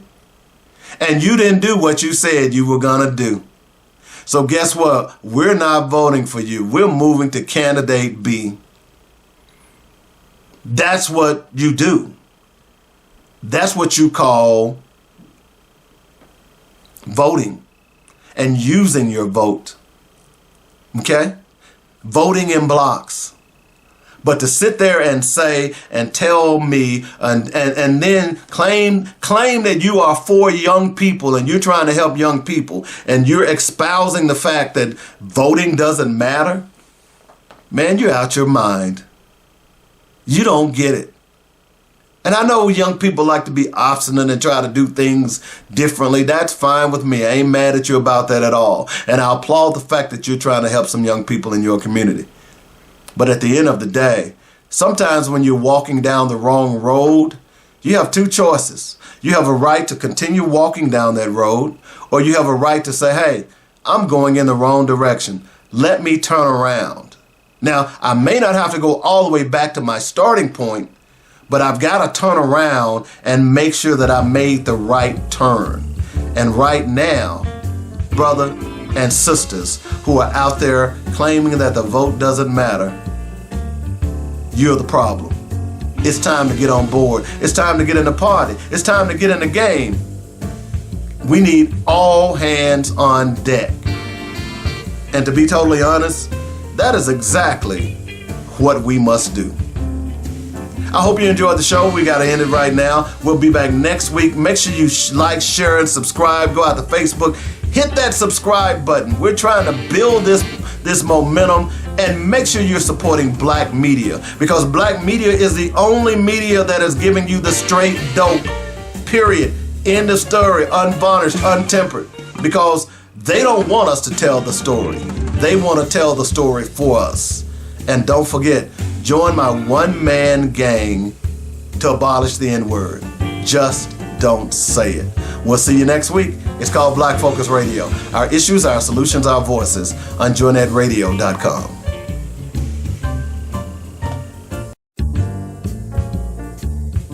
You've been listening to Black Focus, where we discuss our issues with our solutions and our voices. Join us every weekday afternoon at 1 p.m. on joinetradio.com.